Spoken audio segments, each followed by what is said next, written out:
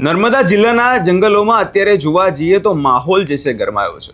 ઉમરાપાડા અને સાગબારા તાલુકાના જે ખેડૂતો આમને સામને આવી ગયા છે ને એમાં 17 દિવસથી વધુનો સમય થઈ ગયો છે અને આજે આદિવાસી ખેડૂતો પોતાના જંગલ જમીનના મુદ્દે આમને સામને છે। અને જોવા જઈએ તો આ કોઈ સામાન્ય વિવાદ નથી, પરંતુ જંગલ જમીન અને જમીન સાથે જોડાયેલો વિવાદ છે। આદિવાસી હકો અને જે વર્ષો જૂના તેમના જે સવાલો છે એમના મુદ્દે હવે મેદાને આવી ગયા છે, પરંતુ આ મામલો હવે ગરમાઈ રહ્યો હોય તેવું લાગે છે, કેમ કે હવે નિવૃત્ત આઈએએસ અધિકારીએ ધારાસભ્ય સામે ગંભીર સવાલો ઊભા કર્યા છે। શું ને સમગ્ર મામલો તેના વિશે વિગતે ચર્ચા કરીશું। નમસ્કાર, આપ જોઈ રહ્યા છો નિર્ભય ન્યૂઝ, હું છું આપની સાથે પ્રથમ મોદી।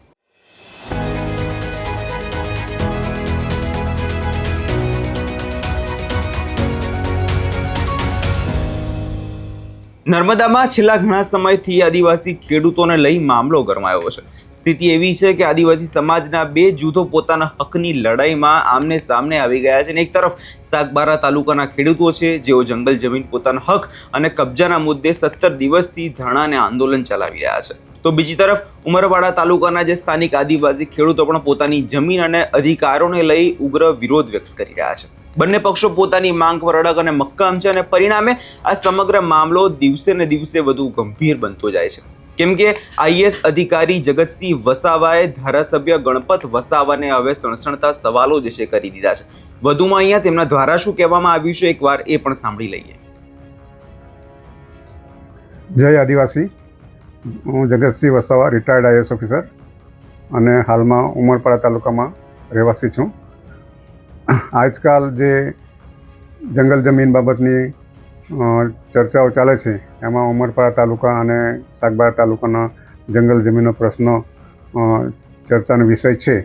એ બાબતે મેં અગાઉ પણ એક ટીવી ચેનલમાં ઇન્ટરવ્યૂ આપ્યું હતું અને ઇન્ટરવ્યૂમાં પણ એમ જ કીધું હતું કે જે જંગલ જમીન ના દાવાઓ છે એ ઉમરપાડા તાલુકાના પ્રાંતના વહીવટદારની કચેરીમાં 2559 જેટલા દાવાઓ 2008થી તે 2026 સુધી પેન્ડિંગ છે। તો આ પેન્ડિંગ દાવાઓ હજુ સુધી કેમ એનો નિકાલ કરવામાં આવતો નથી, એ મારે હાલના ધારાસભ્ય શ્રી ગણપતસિંહ વસાવાને પૂછ્યું છે કે એમણે જ્યારે 2012થી તો 2026 સુધી એ ધારાસભ્ય રહ્યા છે અને વનમંત્રી પણ રહ્યા છે, તો વનમંત્રી તરીકે એમણે શું કાર્યવાહી કરી તે લોકોને જણાવે, જેથી પ્રજાને ખબર પડે કે એમણે શું કામ કરેલું છે। તો આ જે પેન્ડિંગ અરજીઓ છે એ બાબતે લોકોને અંધારામાં રાખ્યા છે અને એ બાબતે એમણે કોઈ કાર્યવાહી કરી નથી। ફક્ત ને ફક્ત એમનો પોતાનો વ્યક્તિગત જે સ્વાર્થ માટે વિકાસ કર્યો છે, પરંતુ તાલુકાનું કે મત વિસ્તારનો કોઈ વિકાસ કર્યો નથી, એના પરથી આ સાબિત થાય છે। એટલે આ પેન્ડિંગ જે અરજીઓ છે એ ક્યારે એનું નિરાકરણ કરવાના છે એ ધારાસભ્યશ્રી જણાવે એવી અમારી સૌની ઈચ્છા છે। અને જ્યારે ગુજરાત હાઈકોર્ટે એક પીઆઈએલમાં કીધું છે કે જ્યાં સુધી 1 લાખ અરજીઓનો નિકાલ ન થાય ત્યાં સુધી કોઈ પણ આદિવાસી જંગલ જમીન ખેડતો હોય તો તેને ડિસ્ટર્બ કરવા નહીં, એવો એક ચુકાદો આવેલો છે। તો એ ચુકાદાનો પણ એમણે જે ફોરેસ્ટ ખાતાવાળા છે એ એનો અનાદર કરે છે, તો તે બાબતે પણ એમણે શું કહેવું છે એ પ્રજાને જણાવે, જેથી આ જે આખો જે પ્રશ્ન છે એનું નિરાકરણ થઈ શકે।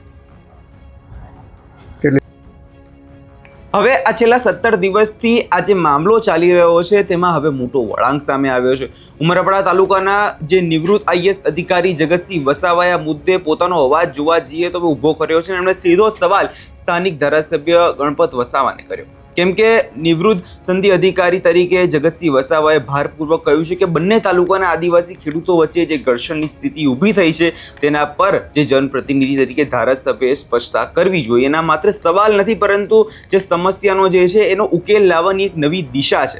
છેલ્લા ઘણા સમયથી આપણે જોઈએ છે કે ત્યાં ધરણા થઈ રહ્યા છે, 17 દિવસથી વધુથી લોકો ઉપવાસ પર બેઠા છે અને મનસુખ વસાવા છે અને એવા બધા જે નેતાઓ જે છે થોડા સમય ત્યાં પહોંચે છે, પરંતુ આ મામલો ક્યાંક ને ક્યાંક નિકાલ નથી આવતો અને હવે સમગ્ર પંથક અને રાજ્યની નજર ધારાસભ્ય ગણપત વસાવા પર ટકેલી છે, કેમ કે હવે આઈએએસ અધિકારીના જે સવાલો છે તેમનો જવાબ ધારાસભ્ય આપશે કે નહીં એ પણ એક મોટો સવાલ છે। કેમ કે આજે ત્યાંના આદિવાસી ખેડૂતો છે તેમને પોતાના ખેતરની અંદર વાવણી કરવાની છે, પરંતુ આ જે આખો મામલો ચાલી રહ્યો છે, જે આંદોલનો ચાલી રહ્યા છે, પોતાના હક માટે તે મેદાને છે, એના કારણે તે વાવણી નથી કરી શકતા અને આજે તેમની હાલત જોવા જઈએ તો ખરાબ છે. જોવાનું રહેશે કે જે પ્રકારે હવે આ મામલો ગરમાઈ રહ્યો છે, ઘણા બધા નેતાઓ, હવે અધિકારીઓ પણ મેદાને આવી રહ્યા છે. સરકાર આ મુદ્દે શું કરે છે? શું આદિવાસી ખેડૂતોને ન્યાય મળે છે કે કેમ? તમને શું લાગે છે? કમેન્ટ કરી ચોક્કસથી જણાવજો અને અમારી ચેનલ નિર્ભય ન્યૂઝને લાઇક, શેર અને સબસ્ક્રાઇબ કરવાનું ભૂલશો નહીં.